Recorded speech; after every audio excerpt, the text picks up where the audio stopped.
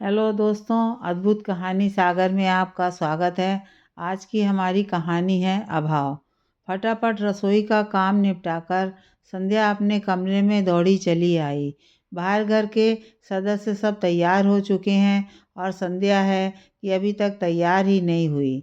जानती थी कि अगर 10 मिनट के अंदर तैयार नहीं हुई तो सासू माँ अच्छा खासा हंगामा कर देंगी, क्योंकि पहली बात तो यह कि जब वह तैयार हो जाती हैं तो उनसे सब्र नहीं होता, और दूसरी और ज़रूरी बात कि आज उनकी बेटी रोमा के घर प्रोग्राम था। यह तो शुक्र मनाओ कि संध्या ने रसोई में जाने से पहले खुद के कपड़े तो निकाल कर रख दिए थे। अब फटाफट हाथ मुंह धोकर कपड़े चेंज कर लिए। हल्का फुल्का मेकअप किया ही था कि इतने में बाहर से पति मयंक की आवाज़ आने लगी। अरे संध्या, कितनी देर लगेगी तुम्हें? जल्दी आओ, देर हो रही है। इससे पहले कि संध्या कुछ कहती, सासू माँ राशि जी ने चिल्लाना शुरू कर दिया।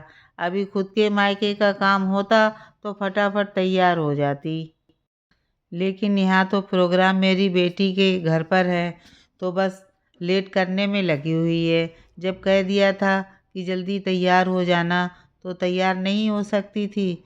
बस धीरे धीरे समय बर्बाद करने में लगी हुई है बस। अब पता था कि सासू माँ ने चिल्लाना शुरू कर दिया है। अब सबका मूड खराब होना लाजमी है। अब जब तक सब उसे 2-4 बातें ना सुना लेंगे तब तक सबको चैन नहीं मिलेगी। खैर संध्या फटाफट अपने सैंडल पहनने लगी तो ये क्या, सैंडल ही टूट गए। अब उसके पास तो पहनने के लिए कुछ भी नहीं। आखिर मयंक चिल्लाता हुआ कमरे में आया। क्या है संध्या, तुम अभी तक तैयार नहीं हुई हो? सब बाहर तुम्हारा इंतज़ार कर रहे हैं। बेचारी रीमा भी वहाँ हम लोगों का इंतज़ार कर रही होगी। उसे देखकर संध्या ने अपने टूटे हुए सैंडल दिखाते हुए कहा, मैं क्या करूं मयंक जी, मेरे सैंडल ही टूट गए हैं और मेरे पास दूसरे भी नहीं हैं। हे भगवान, तुम इतनी लापरवाह कैसे हो सकती हो? एक और जोड़ी एक्स्ट्रा में नहीं रख सकती हो? जाकर देखो कि मम्मी की कोई सैंडल रखी हो तो वो पहन लो, पर मम्मी जी के सैंडल मुझे कैसे आएंगे? मम्मी जी के पैर मुझसे छोटे हैं, संध्या ने भी धीरे से कहा। इतने में सासू माँ भी दनदनाती हुई कमरे में आ गईं और चिल्लाते हुए बोली, अरे चलना है कि नहीं? क्या तुम दोनों को देर हो रही है? फिर संध्या के हाथ में टूटे हुए सैंडल देखकर चिल्लाते हुए बोली, बस शुरू हो गया इसका तमाशा। कभी एक दिन भी ऐसा गया है कि जब कहीं जाना हो और इसने तमाशा शुरू न किया हो? अब शुभ काम में जा रहे हैं तो तोड़फोड़ मचा कर रख दी। यहाँ मेरे नवासे का जन्मदिन है और ये कामचोर सामने ये टूटी हुई चप्पल लेकर आ गई। संध्या ने अपने आप को संभालते हुए कहा, पर मम्मी जी, मैंने जानबूझकर तो नहीं तोड़ा ना, ये काफ़ी पुराने हो गए थे। उस दिन मैंने आपसे कहा भी था कि मम्मी जी मुझे सैंडल लानी है, पर आपने मुझे पैसे देने से मना कर दिए थे। बेटे के सामने अपनी पोल खुलती देखकर सासू माँ संध्या पर चिल्लाते हुए बोली, हाँ तो पैसे पेड़ पर उगते हैं क्या? तेरे मायके गई थी तब ले आती ना वहाँ से। क्या इतना सा तेरे मायके वाले को नहीं दिखता?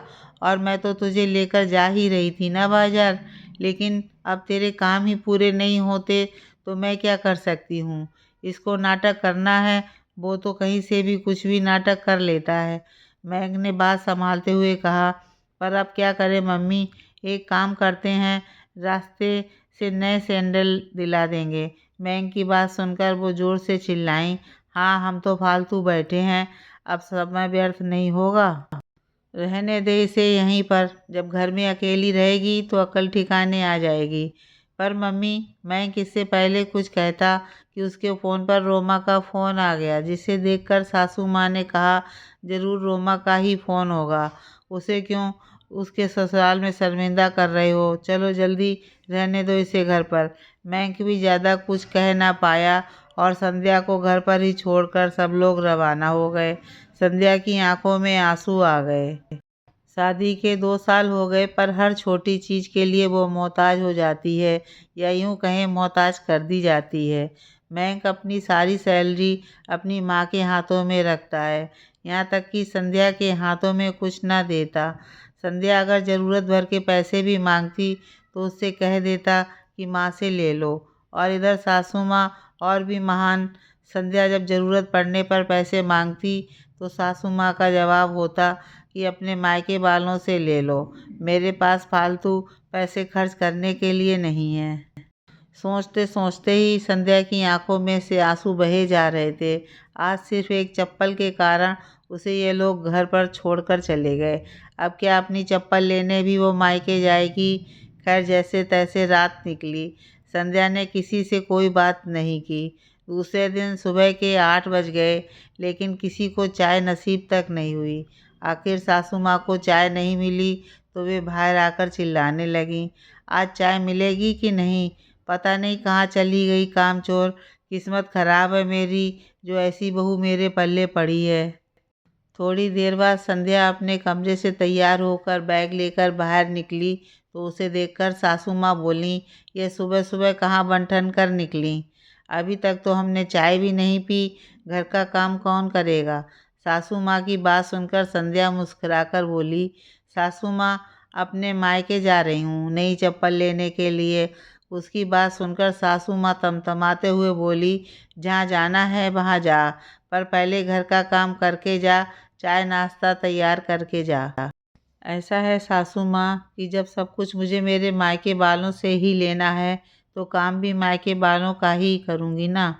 अब आप लोगों की तो औकात नहीं है तो चप्पल खरीदने उन्हीं के पास जाना पड़ेगा।